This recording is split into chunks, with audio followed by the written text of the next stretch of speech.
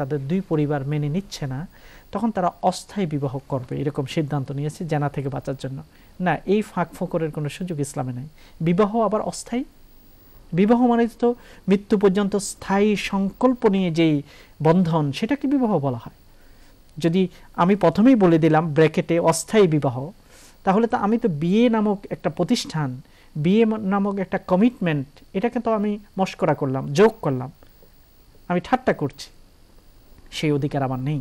তো বিবাহ হতে হবে, অস্থায়ী হওয়া যাবে না, পুরো জীবনের জন্য, মৃত্যু পর্যন্তের জন্য তাকে হতে হবে।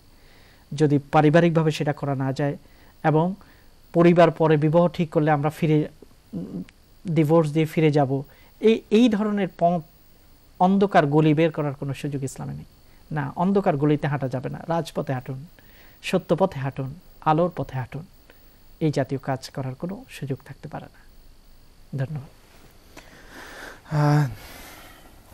জি প্রিয় ভাই বোনেরা, আমরা আলোচনার দিকে চলে যাই। যে বিষয়টি আসলে আমি একটু মনোযোগ দিয়ে শুনছিলাম, যেটা শেখ বলেছেন যে আসলেই আহত হওয়ার মতো একটি প্রশ্ন এবং আহত হওয়ার মতো একটি ঘটনা। আল্লাহর কাছে বেশি বেশি করে আমরা দোয়া করি, আল্লাহ যেন আমাদেরকে এই সমস্ত ফাহেসা কাজ, বাজে কাজ থেকে আল্লাহ যেন আমাদের সবাইকে হেফাজত করে। আজকের আলোচনার বিষয় হচ্ছে হজের প্রিপারেশন। এই নিয়ে এখন আলোচনা করছেন আমাদের সম্মানিত মেহমান শেখ মাহমুদুল হাসান। জি ধন্যবাদ। বিসমিল্লাহির রহমানির রহিম। আলহামদুলিল্লাহি রাব্বিল আলামিন ওয়ালা আকিবাতুল লিল মুত্তাকিন ওয়ালা উদওয়ানা ইল্লা আলাজ জালিমিন ওয়াসসালাতু ওয়াসসালামু আলা সাইয়্যিদিল আমবিয়াই ওয়াল মুরসালিন ওয়া আলা আলিহি ওয়া আসহাবিহি আজমাইন। আজকে আমরা যে বিষয়টি আলোচনা করব, প্রথম পর্ব হজ বিষয়ে, এবং আজকের বিষয়টি হলো প্রিপারেশন বিফোর হজ। এখনও আমরা হজে যাইনি বা আগামীতে আমরা হজে যাব, এই বছর হোক কিংবা আগামীতে হোক, যে হজে যাব তার আগে আমাদেরকে প্রস্তুতি গ্রহণ করতে হবে। প্রথম প্রস্তুতি হলো হজ বিষয়ে আমাকে পরিপূর্ণ জ্ঞান অর্জন করতে হবে। এই কারণে জ্ঞান অর্জনের জন্য প্রথম স্লাইডে আমি আপনাদেরকে দেখাতে চাই যে একটা কিতাব আমাদেরকে সংগ্রহ করতে হবে, যে কিতাবটা পড়ব আমরা এবং যেটা থেকে আমরা হজের বিষয়গুলোকে জেনে নেব। আমি আপনাদেরকে এখানে রিকমেন্ড করছি দুটা কিতাবের যে কোনো একটা ছোট্ট কিতাব আপনারা নিতে পারেন। প্রথম কিতাবটির নাম হলো Hajj and Umrah from A to Z. Hajj and Umrah from A to Z একটা কিতাবের নাম। এই কিতাবটি লিখেছেন একজন আরব, যিনি আমেরিকাতে বাস করেন এবং তিনি একটি ইউনিভার্সিটি প্রফেসর। তার নাম হলো মাহমুদ মোহাম্মদ। বইটি 90 পৃষ্ঠার একটি বই, হজ অ্যান্ড ওমরা এ টু জেড। এই কিতাবটা খুব উপকারী এবং ছবি দিয়ে খুব সাজিয়ে সহজে তিনি হজের বিষয়গুলোকে ব্যাখ্যা করেছেন। অথবা আরেকটা কিতাবও আমরা পড়তে পারি, অনেক অনেক বই কিতাব বাজারে পাওয়া যায়, ইংরেজিতে, বাংলায়, উর্দুতে। কিন্তু আরেকটা বই আমরা পড়তে, হজ ওমরা অ্যান্ড জিয়ারা, এটা লিখেছেন শেখ আব্দুল আজিজ বিন বাজ, সৌদি আরবের মুফতি, যিনি ইন্তেকাল করেছেন। 193 পৃষ্ঠার এই বইটিও আমরা সংগ্রহ করতে পারি, ছোট বই, পকেটে রাখা যায়। যে কোনো একটা বই প্রথমে আমরা পড়ব। এটা হলো প্রথম প্রস্তুতি, হজের জ্ঞান আমরা অর্জন করব। আল্লাহ নবী বলেছেন তালাবুল ইলমি ফরিয়দাহ আলা কুল্লি মুসলিম, সকল মুসলিম নরনারীর উপর হজ করাটা ফরজ। হজের ফজিলত কি, এক্সেলেন্স অফ হজ আমরা এখন দেখব, যে হজ যে আমরা করব, কেন করব। দ্বিতীয় স্লাইড আপনারা দেখছেন, এক্সেলেন্স অফ হজ কি ফজিলত। আল্লাহ নবী বলেছেন যে এক হজ, এক উমরা থেকে আরেক উমরা বা এক হজ থেকে আরেক হজের মাঝখানে যত গুনাহ হয় সবগুলোকে আল্লাহ ক্ষমা করে দেন। বুখারী এবং মুসলিম শরীফের বর্ণনা। দ্বিতীয় হাদিসে বলা হয়েছে মান হাজ্জা ফালাম ইয়ারফুস ওয়ালাম ইয়াফসুক রাজাআ কায়াউমিন ওয়ালাদাতহু উম্মুহু, যে ব্যক্তি হজ করলো এবং হজে থাকা অবস্থায় কয়েকটা জিনিস করলো না, কোনো খারাপ কথা মুখে বলে নেই, কারোর সাথে ঝগড়া করে নেই, গুনাহ করে নেই, এই কয়েকটা কাজ যদি কেউ না করে, তাহলে সে হজ থেকে যখন ফিরে আসবে এমনভাবে ফিরে আসলো এত পবিত্র হয়ে যেন আজকেই তার মা তাকে জন্ম দিয়েছে।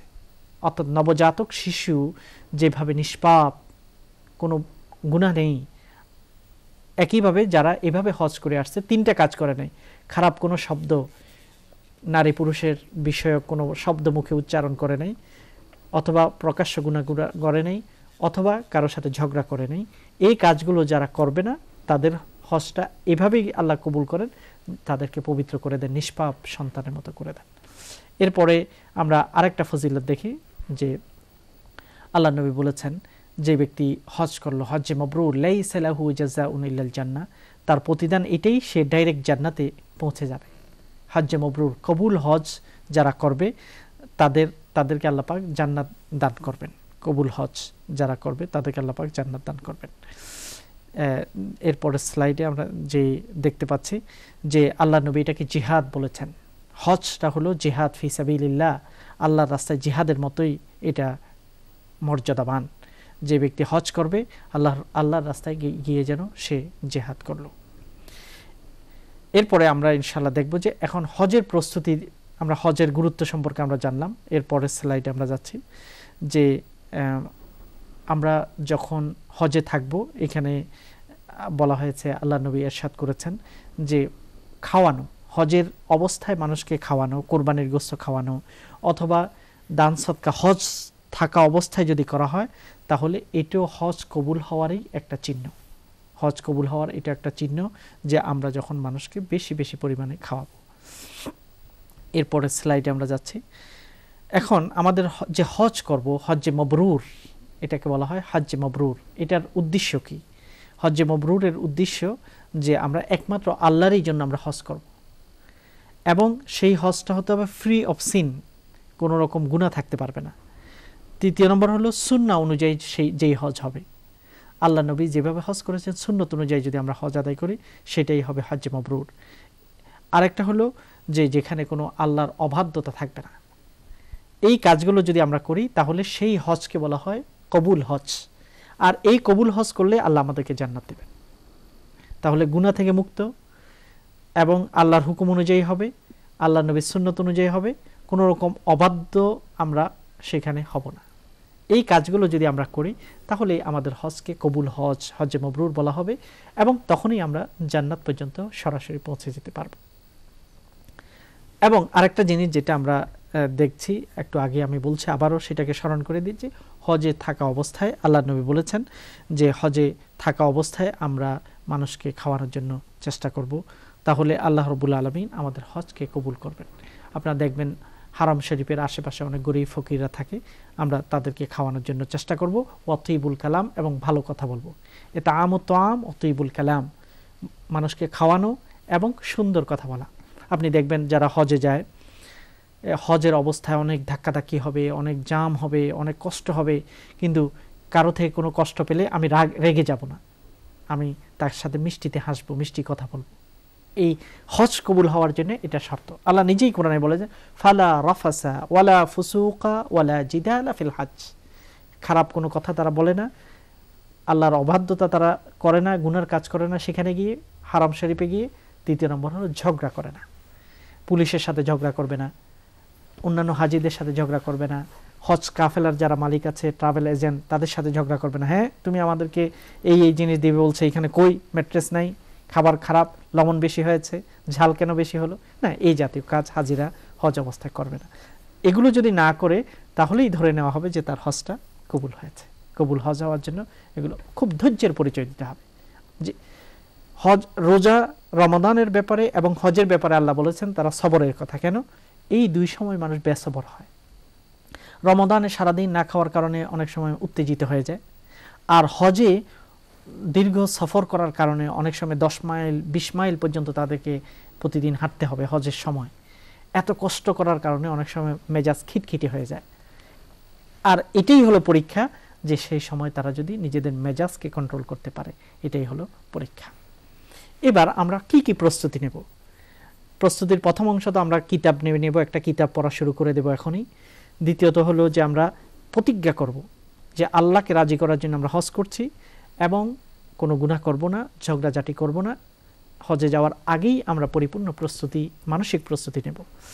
এরপর কয়েকটা জিনিস আমাদেরকে দেখতে হবে, যে কয়েকটা বিষয় আছে প্রস্তুতির, লোন ইত্যাদি থেকে মুক্তি, এবং আমাদের সাথে আমরা কি কি নিয়ে যাব।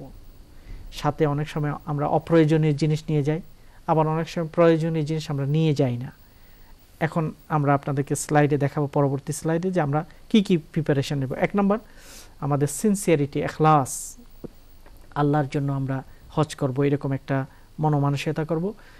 Repentance from all past sin, তওবা করে নেব, যে আগে যত গুনাহ করেছি, হারাম পথে চলেছি, খারাপ কথা বলেছি, মানুষকে কষ্ট দিয়েছি, না এখন আর সেগুলো করব না, আমরা পরিপূর্ণভাবে সেটা থেকে ফিরে আসব। তারপরে আউটস্ট্যান্ডিং ডিফারেন্স যদি থাকে, কারোর সাথে ঝগড়াঝাটি থাকলে, কথা বলা বন্ধ ছিল, আত্মীয় স্বজনের সাথে সম্পর্ক নষ্ট ছিল, হজে যাওয়ার আগে আমরা সেগুলোকে ভাবে সুন্দর করে সমাধান করে নেব। এই অবস্থায় আমরা হজে যাব না যে আমার সাথে আমার আত্মীয় সম্পর্ক নষ্ট, কথা বলা বন্ধ, বন্ধুদের সাথে সম্পর্ক নেই, না এই অবস্থায় যাব না। এরপরে আমরা পে করে যাব, যত লোন মানুষ থেকে আমি নিয়েছি সেগুলো পে করে দেব, অথবা পে করতে না পারলেও আমরা সেগুলোর ব্যাপারে রেকর্ড করে যাব, যাতে করে আমার সম্পত্তি থেকে আমি মারা গেলেও সেগুলো আদায় করে দেওয়া যায়। এরপর right or update your will, আমাদের যে ওসিয়ত